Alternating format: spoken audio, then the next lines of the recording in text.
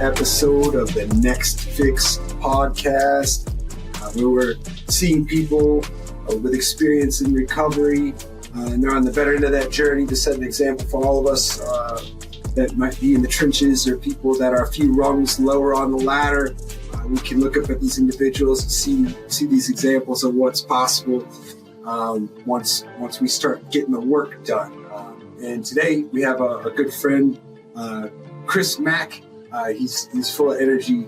He's full of wisdom, and he's an author. He's going to tell us all about that towards the end of the show. But for now, Chris Mack, let us know how you're doing, man. Oh, I'm great today. It's another beautiful day in the neighborhood. I guess Mr. Rogers would love that. I'm doing great. Fine. You know, you want to dive into what my struggles were, what that looks like. But right now, overall, I feel real good. Feel real good. Nice. Wait, that sounds like a good day, my friend. Sounds like a good day. But we do want to know. The audience wants to know. I want to know. How are you familiar with what it looks like to either be an addict or to be finding yourself in need of recovery, or in need of a journey that where you had to get some serious work done to solve problems in your life? Well, I would have to say, with hindsight being some of the things that are new today, I was born in 53. So in 53, life was different. And so I think my struggle really started during my birth. My mom was in the hospital. She had tuberculosis. And so in 53, I was separated from her. Now the scientists say, well, that was a trauma. And so beginning, without this touch, there was always this yearning for this touch. There was always this yearning for this comfort. There was always this yearning for to be soothed. And I think that when I look at what the science indicates now, some of that had to do with my addiction. What I was looking for. I was always looking for something, but I was looking for something that had its relevance in soothing, comfort. What's going to make me feel good, which I'll tell you later in the story about the struggle, what that really did to me. So I think started, coming up in 53, and how did I get into recovery would mean I would have to start my journey, there, because that's when I became aware that I had a struggle. Before then, I figured myself to be a non-conforming. And so anything that the life had to offer me was suspect. I didn't like that. That's not it. Whatever it is. So, right. In recovery, what I learned was I was restless, irritable, and discontent. Now, I didn't realize that this restlessness, it shows its way, and it shows itself in different forms. It says, well, I was restless. I was looking for something. I would always be sad. I would be sitting this was when I was younger. Right. So Chris Mack, let me ask you real quick, because that sounds to me so dialed in, right? Like now it sounds like, you're like a surgeon. You know exactly. You just nailed it. Like, what was restless, discontent? What was the irritable?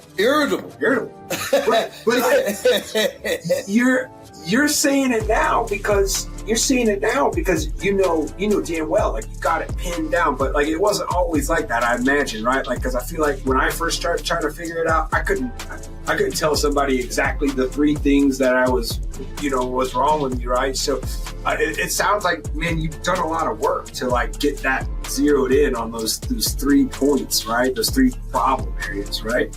Yeah. Well, you have to say, I experienced all of that. And it's what we experienced that we don't have to guess about it. We don't have to mull over it. If the experience is there, you know it.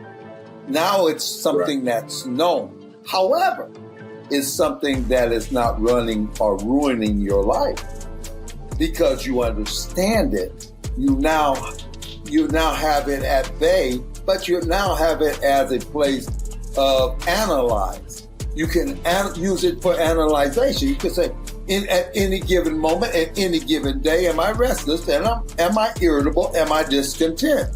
However, it doesn't show up as it did when you were unconscious or unknowing of it. When I didn't know it, it would just wreak havoc in my life. Now, through the program, I have some tools that allows me a place of observation. Now I can see. But then now I got to take responsibility for myself. Hold on 1 second though, Chris Mack. Which program are you referring to? Are you talking about your program? Are you talking about, which program are you talking about? I'm talking about, well, I have to get through how did I struggle into getting to the program? So, Got it. So these are the things that were running my life. So I'm going to go straight to the place where addiction was. I'm going to go straight to the place where I have been using crack cocaine for, I have to say, since the 70s, since the late 70s, early 80s, like 1979, 1980. I had, I think, about time in the 80s, I was kind of like in my early 20s. And, I had been married at 18 because of, the struggles from the youth, getting married young because I was running from something and didn't know what I was running from. And so I started using crack. So from 1980 to 1993, I was just on crack. And so I went to prison in 92 for possession of a controlled substance. And then in the year 2000, now here's where I wake up. Here's the journey. All along the way, since I was, 15, I started smoking weed, but I never did do, anything other than maybe snort some coke. But then when crack cocaine came in the 80s, that's what I started doing. And so from 1980 to the year 2000, I'm in the throes of restless, irritable, and discontent. Let's just put it that way. That was my normal way of life, period. And so in 2000, I had married in 1991. And so my wife and both I in that second marriage, we were both smoking. And we were in the Victory Outreach Program, and we were trying to go the religious route. And then all of a sudden, in the year 2000, I was going to get that last rock because I went over her house. And I found myself in Inglewood, right there on Myrtle. And I was getting ready I had bought that rock, and then the sheriff pulled up on me. And now I had already spent 2 years in 1992 in jail, in prison.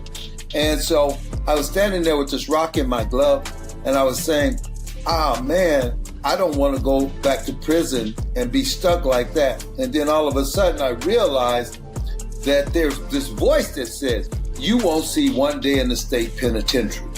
Now, I'm not knowing where this voice is coming from. I got a rock in my glove. I've already did 2 years for this condition. And I said, wow, they're going to put me in prison for 5 years. And I'm standing there stuck. And then all of a sudden I hear this voice, you won't see one day in the state penitentiary. And I realized that small voice that I heard was accurate, concise, and real. 3 days later, they released me on my own reconnaissance out of jail to go into recovery. That's when my journey, and that's when my understanding of a struggle became apparent. Nice. So, and that's year 2000. That was the year 2000. September the 22nd, the year 2000, I go into Arena B, and I'm sitting there, All I have is my books, no underwear, just a pair of socks and my pants, and I'm sitting there waiting to enter into this recovery home. Well, in there, I meet this guy. They say, Christopher Mack, you have to identify as an alcoholic. And I said, well, I'm not going to identify as an alcoholic. My name is Christopher Mack, and I'm a human being. And I'm really adamant about this. No. And they said, just identify. Yeah. And so in that struggle, I did not want to give up my understanding of my own existence. I'm a human being, no matter what. Right. And right now, I just heard Gabor Mate says that it's one thing that you're suffering, but you don't have to change that identity as being a human being. But just for the sake of continuity, I said, my name is Christopher Mack, I'm an alcoholic. I started to practice the program as is. I couldn't put none of my stuff on it because guess what? Look where I was. Look where my life is. So anything that I came up with might be a mystery. Right. It didn't work. Let's put it that way. Well, not only that, but given your condition, you have an opportunity. So if you don't take the opportunity and at least comply to what they're telling you to say, it's like, what is the other option? What, go back in? Like, you don't want to go get locked back up, right? So it's like, I've been in that scenario where it's like, all right, man, I'll just say whatever the heck you want me to say, even though I don't agree to it, because I'm just going to kind of go with the flow, because I know if I don't, maybe the circumstances, I don't want to move backwards, right? I don't want to get locked back up. I don't want to get back in handcuffs. I don't get kicked out the program. So I know that feeling of like, okay, I'm going to go ahead and just do what you ask, even though I'm not super, I don't really, it's not a part of my heart, but I'm going to go ahead and do it. So I know that feeling, man. But you start to go ahead and take a couple steps into this, what they're offering, right? Well, I signed in. I signed in and signed up. And I said, okay. So now I'm in there and I'm saying, okay, so I had to get a sponsor. So I said, wow, this guy whose name was Rocky Ficklin, God rest in peace. Rocky Ficklin was a heroin addict. And he said, I'll sponsor you. And I just broke down in tears because not only did I have somebody who didn't even know me was willing to come and help me. And so that was when I started to say, well, guess what? He's got some time. He's got some years from not doing what I've been doing. And so I just resigned myself and says, okay, I'm going to work with this guy. And so I started working with Rocky Ficklin. He was my sponsor to the day he walked off this planet. And I know that one thing that really startled me, it says, Christopher Mack, he said, why do you always have to feel good? And that shocked me. I went through every step in that book, big book, as is, with his guidance. And when it came down to the fifth step, he took me to the fifth step and he said, Christopher Mack, he says, I'm no longer your sponsor, but I'm your friend. And that was liberating. But then he used to always tell me, Christopher Mack, I need you more than you need me. And I said, wow. And so the way I learned the program is called Unity, Service, and Recovery. A lot of people never get to that place in the recovery where they're of service. And see, a lot of times when you keep using and recycling yourself, and the evidence is I always come up with a new idea, so I reinvent myself with the same old BS. And so you got to come up with a new idea that doesn't include that. One of the things about the program of Alcoholics Anonymous is that you have to give yourself completely to it. The ego has to be smashed. All of those things, those one-liners are appropriate in doing the work inside of you. But if you continue to do the same work with the same mind that broke you, Einstein said you can't fix the problem with the same mind that created. And so when I started to deal with Rocky, after my fourth step, he said, Chris, go get somebody to work with. I got a guy, and all of a sudden he relapsed, and I felt bad. And, Rocky said, don't worry about that. He said, that's not, it sometimes we put the emphasis on things when that's really not it. The exercise of working with somebody and serving somebody other than yourself is really it. What happens on the other end, it's not your business. Right. Right, because you can't control them. You can help them, but you can't control them. And so I think that's very wise, Rocky, to tell you, like, hey, listen, man, you did your part. That's all you can do. And you and I both know in this space, the recovery space, that the odds are against you. The odds of a relapse are high, and so we don't. It's not enjoyable. And of course, it made you feel bad that he did that. But here you are doing your part, and now you are participating in what Rocky had told you. Like, you're now a part of service. Now you're providing service. So the first guy, he has a relapse, right? So then where'd you go from there? Well, I just kept going. I just stayed in the abstinence. I stayed in the abstinence because abstinence and sobriety are two different things. If you want to stop drinking and using, that's abstinence. But if you want sobriety, if you want a sound mind, that's a whole different story. And that's the internal work. So what happened was, I just kept, working with other people. That didn't stop. I just found somebody else to work with. And I kept on doing my part and kept on trying to practice some of the principles in the first step is honesty. And trying to be as honest as I could, not necessarily with somebody else, but with me. The honesty with me. If I'm honest with myself, that carries over to, what I'm going to do with anybody else. Because the first person I mistreated was me. The first person I dogged out was me. And the first person, if I continue to dog out, is going to be me. The recipient, I would be the recipient of that. So I started working with other people and kept working with other people. And then all of a sudden, watch this. In the year 2003, February the 3rd, Rocky calls me. He said, no, before February, Rocky calls me and said, Christopher Mack, I got a job.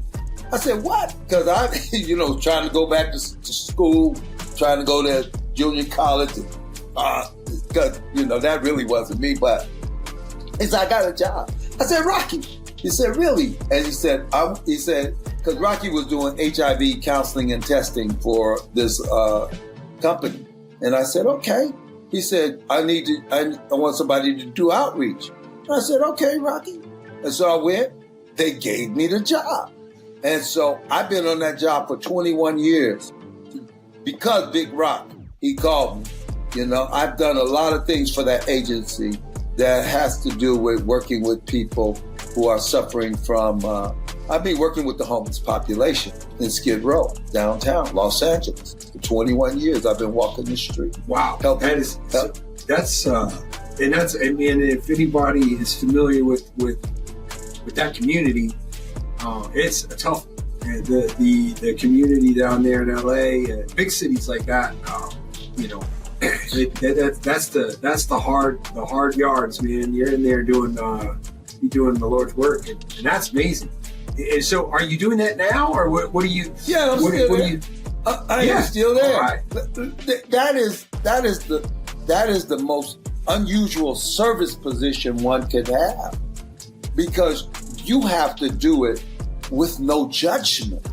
You have to do it, in fact, to win people that are in the throes of addiction, that are in the throes of depression, that are in the throes of mental illness. Skid Row was considered to be the epicenter of homelessness. And so working in that environment, you have the pain every day. When I got there in 2003, I cried for 2 years because I was not dense or dead to the feelings of the people. I could feel the pain. And I walked for 2 years, I cried.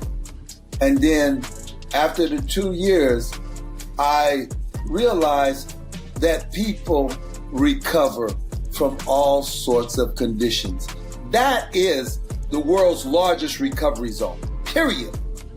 And then I begin to see, I used to think of it as the elephant graveyard, where people go and they're just these big human beings and they just keel over and they waste away in the sun. When you see a man wasting away in the sun and languishing, it's disheartening, because you think more about humanity. You say, wow, it's not a homeless crisis that we're in. We're in a humanitarian crisis. And we are not defining ourselves as being precious. We're not defining ourselves as being, this wonderful being, because people are precious.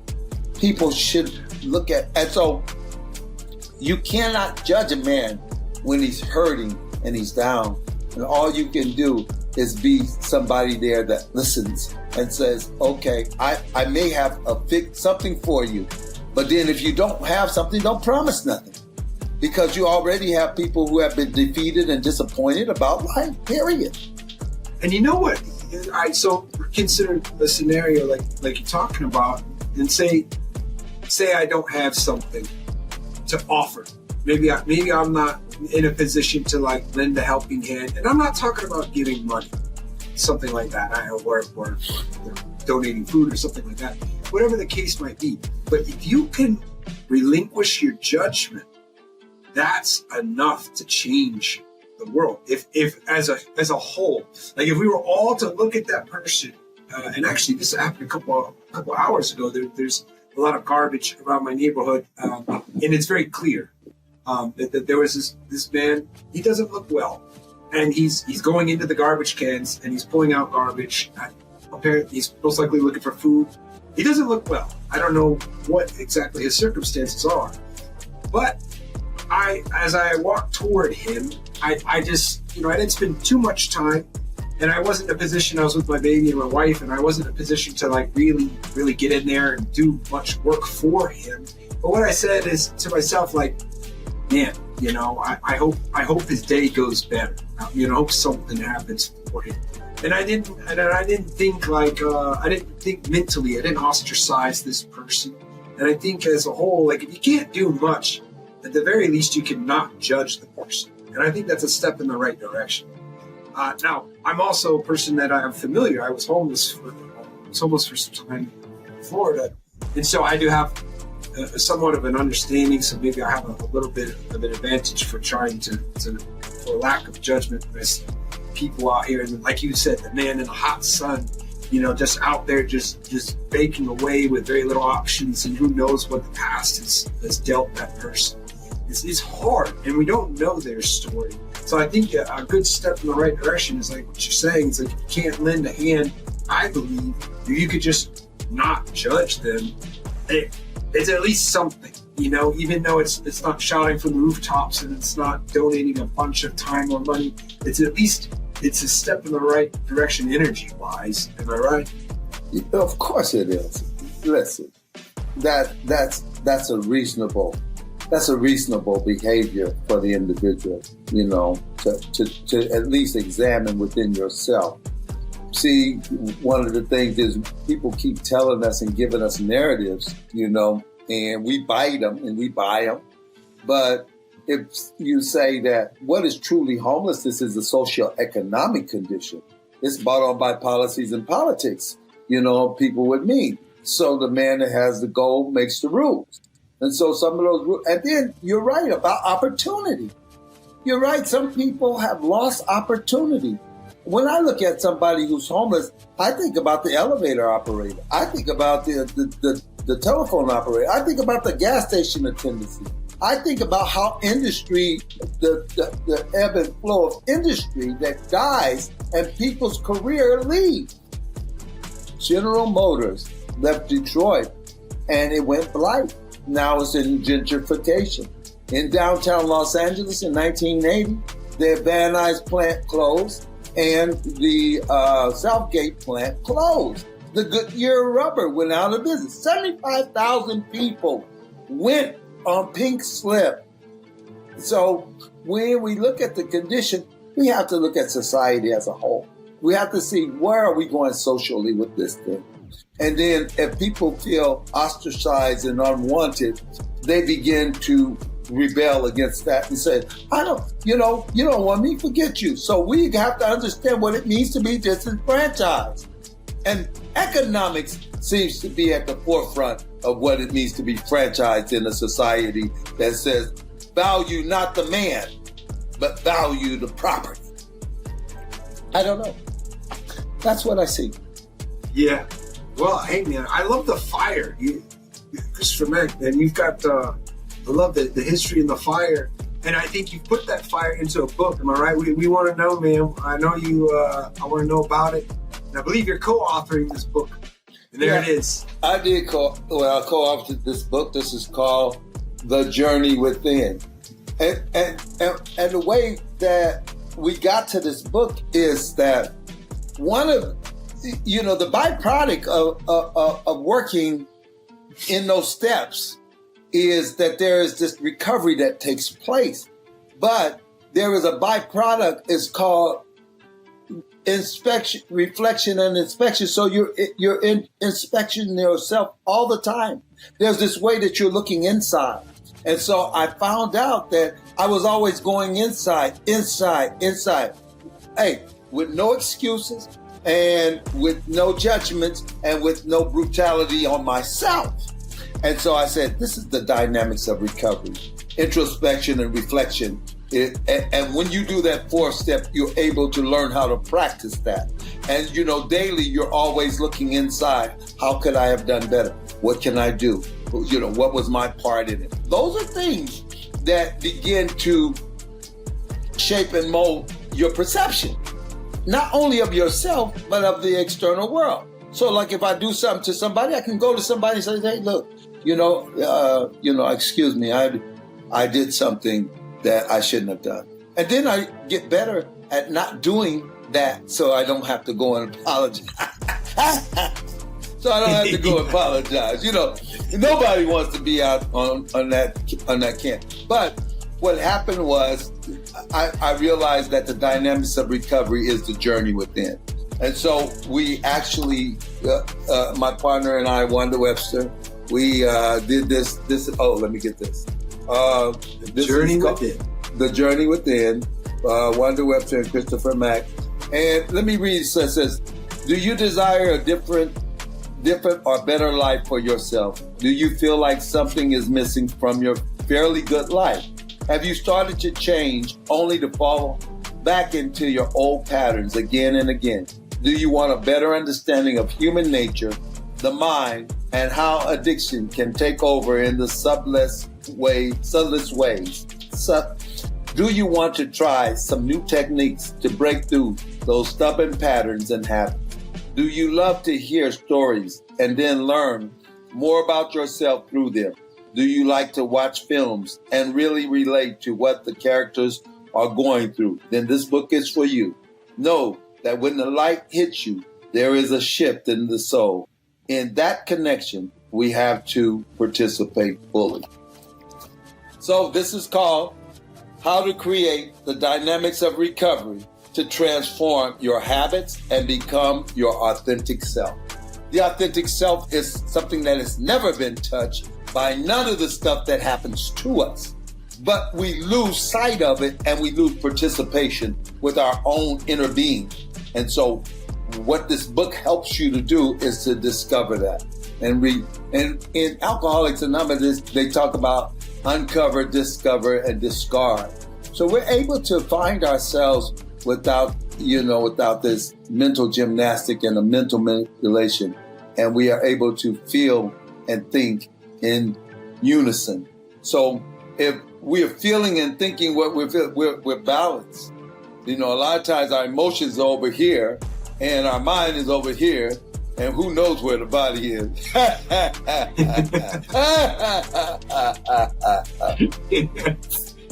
Man, so this is a lot to unpack, because authenticity, I think, is authenticity is something that I don't think enough people strive for, because we wear so many hats and we wear so many we have so many masks, and we go through our days behaving as who we need to behave as in that moment.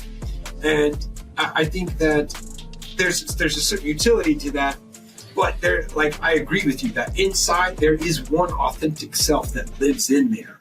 And we play roles, you behave differently when you're, say, in church as you are at the bank, and you behave differently at work as you are when you're sitting at home at dinner with your partner. And so I understand that's a real thing, but all of those different operations and different circumstances we participate in, there's an authentic self. And I feel like it's ignored. Just like you had mentioned, this book, from what I'm gathering, is a tool to help people get back in touch or to get a clear, a clear line of communication with that authentic self. Am I right? It's like you realize that those roles are insignificant because it's you that's playing them. So it's not that you let those roles dictate to you. You do the job. Yes, of course, that's just reasonable because you need an economic base. But you don't compromise that authentic self. You see, so until you get rid of those levers, I'm just going to say levers, buttons, and all of these things that operate you, like, trauma could have happened to you at 4 years old, and then all of a sudden that trauma is running your life. And that's really one of the things that happened to me. My dad was taken from the house at 4 years old, so everything from that point began to shape my behavior, and it caused me to rebel. But once you start rebelling against one notion, every notion becomes a place of rebellion. And so when you stop being dictated to by your past, you're able to live your future in the present. Wow. Right. Okay. Yeah. I love that, man. I love that. I think that there's a lot of value in having a healthy relationship with your past. And I like to describe it like, people, they read time like a math equation, 2 + 2 = 4, right? And they read it left to right. So it's like, oh, this happened to me, and then I did this, and then this happened to me, therefore I equal this. And then you're stuck there. You're stuck with what your past has dictated, right? So it's like, this horrible thing happened to me, and then it got a little better here, and then this happened to me, and that was quite awful. It was a disaster. So now I'm like this, and so now you're stuck if you follow that train of thought. But I like to kind of look at it future oriented, I think how you're saying is like you can work backwards from the future to the current moment, and I think when you do that, like you're not chained to the past, you're not tethered to the circumstances you have endured. Now you can start working from an ideal future, and I'm right on board with that kind of a thought process for sure. Look. Let me tell you something. So many times, that still small voice, the one that was with me on that corner, had spoke to me, and it turned out just like that still small voice said.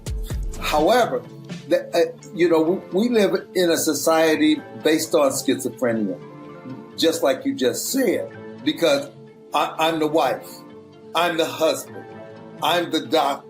So you're always going into these roles, but then who is it that's putting on all of these clothes? How come you can't just be free to be that person?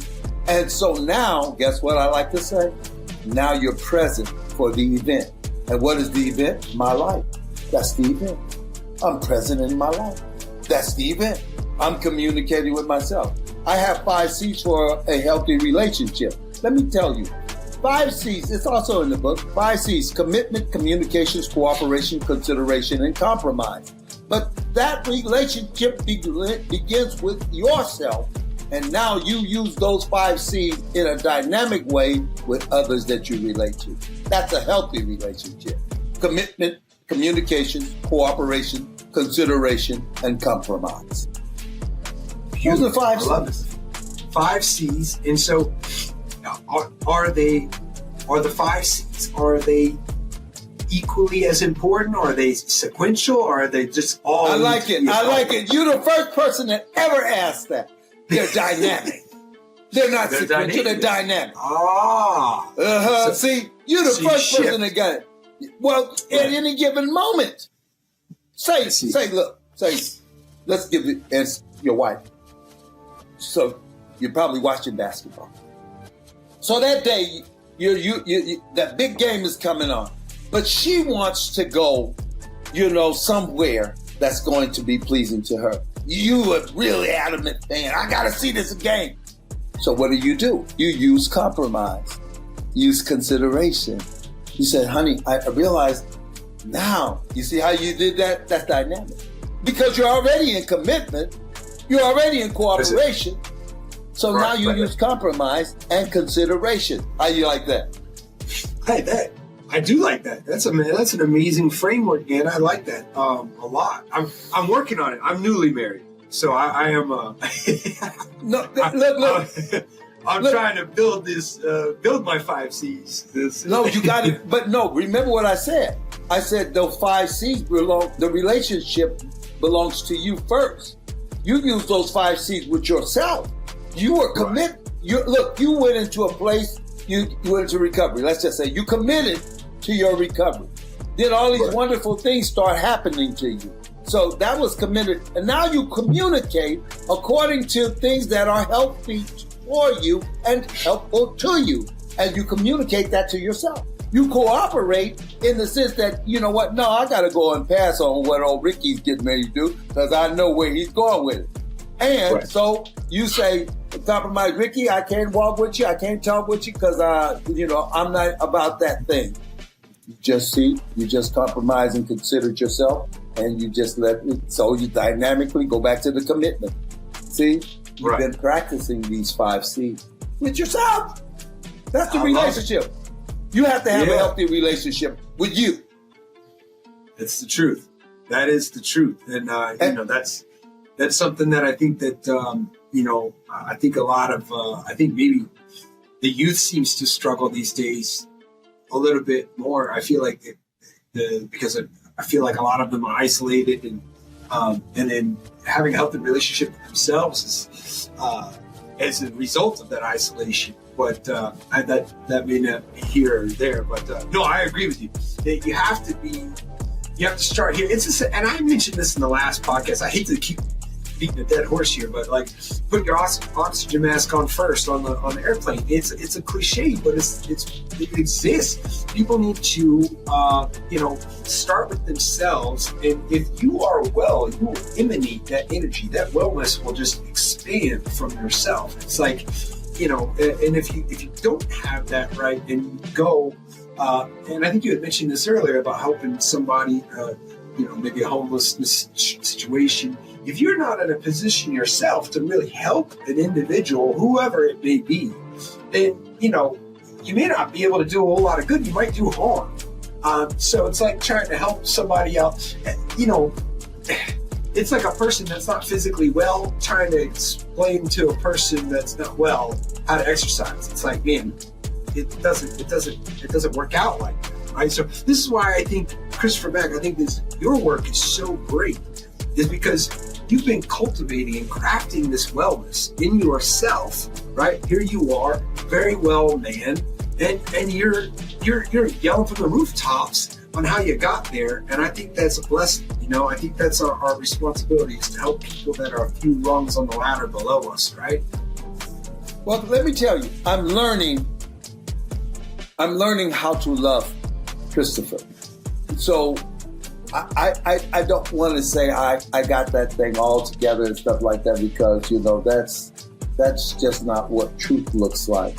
But I believe that love is a being, and the intelligence of the universe in this love can guide and lead me.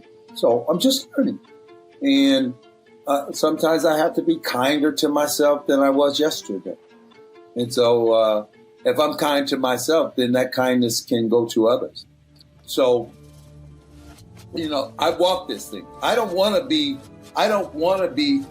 a healer. I want to be healing in the room. I don't want to go fix nobody for nothing. That's a big assumption. I want to be healing. So if I'm walking healing, it's in the room. Yeah. Wherever I go, I take myself with me. That's beautiful. So it's almost like it's an ongoing process. You are a process of healing, right? Like and wherever you go, you kind of just spread healing and a little bit more love. And it's interesting to me that here we are this far into the conversation, and the statement, I'm learning how to love. It's you have this like a student's mentality. That's such a beautiful thing, because it seems like you're really open. And here I am. I'm talking about you as the authority in all of this. And you're like, no. I'm still learning, and I'm still healing, and I'm still healing everybody else. And that's a very wise. It's a very wise stance, I believe. That's beautiful. Yeah, when I have this acceptance for myself, then I can go anywhere. And always remember, people see you. Even when you don't think they're looking, they see you. And so that's one of the things downtown says, I can never promise anybody anything. I just have to, see what they say to me. And a lot of times people are saying things that's so disjointed, and the only thing you can do is listen to one thing that you understand, and then you can give it back to the person, and then you're on the same page. Because a lot of times in relationships in life, we're not really talking about the same thing. The language is so convoluted and it's so mixed up that you say one thing, I understand it another way, and I use all of my yesterdays to process what you said to me today, and it don't work tomorrow. It doesn't work anyway in now, because I didn't understand anything you said. Right. Simple. Man. Just simple. And so you're in the best place, my friend, because now you have somebody to share, and somebody that you can say, you have to learn how to do all those things. You're learning how to be considerate. You're learning how to care, at any given moment. You're learning how to see the old Ryan and say, wait. There's she's over here. She's right here with me, and I made this commitment, so now I have to behave. When I got with Wanda, I thought I was a different person. And I said, I'm this, I'm that. I was proud. And I was going to be honest about who I thought I was. And then all of a sudden, I found out that being with her was going to help me to grow spiritually and develop spiritually. So we grow spiritually, but sometimes we're underdeveloped. So if you're developing and growing spiritually, then you have a wholesome attitude, and you have a wholesome outlook, and you have a wholesome portrait. And there you are, your holiness. I'm not the Pope, your holiness, right? Man, I love it. Hey, so Chris Mack, man, and let everybody know where to get your book and where to find you, my friend. Okay, so the dynamics of recovery. When you go on the website, you can say the dynamics of recovery. Wanda Webster and Christopher Mack. Incidentally, here's another book by Wanda Webster. It's all at Amazon. I don't know if you can see it. Oh yeah, this is called Isabel, Starry Night, and this book right here is about a girl. Her name is Isabel Hoskins. Has reached a milestone in her life. She is now 21 years old and officially an adult. Her younger brother Benjamin labels her a doomer, and her parents have reached their breaking point of tolerance for her bad behavior. Disillusioned with her life, Isabel sets out on a journey to find answers or anyone who might help her find her place in the world. She encounters unforgettable characters and situations that jumpstart her inward journey of transformation. In the end, Isabel finds a sense of inner peace in the most unexpected ways and answers to questions she did not know she had. It is the scary journey we all take, the journey to find light in the darkest places and to find our true powerful nature. The truth is, you are more powerful than you know. So that book it expresses the journey within in a way that we never came of age. We don't know when were we supposed to be an adult. It's such a convoluted world where everybody is distracted, and the people who were mentoring us said, do it like this. But we never had any pinpoints of how to do it. We were frustrated, we were restless, irritable, and discontent. And we wanted something more in life. Right. Is it? So I'm gonna let everybody know. I'm gonna let the audience know. I'm gonna have all the links for both books. Wanda Webster's book, both of your books together. And then what was the website again, Christopher Mack? The Dynamics of Recovery. That's what. The dynamicsofrecovery.com. And once you get there, you can find the books. I have some videos, just a few videos up there. And you can get in touch with us through the Dynamics of Recovery. Well, that's awesome. And so I'm going to line that up so everybody can see. And we're gonna shout it out proud so everybody can find you. It's been an absolute joy, Christopher Mack. I appreciate your time and your wisdom and all of the work that you do out there, my friend.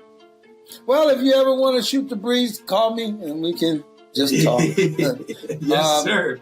So, if you find the link to the website, once you put that in they can just click on it, go right over there. They see the books. We also have an oracle card so that it can force you to look at life with your interval journey work. Don't seek to change anything. Instead, seek to allow and accept all parts of yourself. What happens to my mind when expectation? What did she say? When expectation? When acceptance occurs. When acceptance occurs. What happens to my life when acceptance occurs? Sometimes you got to accept the good, the bad, the ugly. So. It's true. I hear you, my friend. All right, I'm taking responsibility for myself, and I have enjoyed this. So, yes, sir. All right, so Wanda Webster, Christopher Mack, the Dynamics of Recovery. Beautiful thing, guys. This is the next fix. We'll see you next time.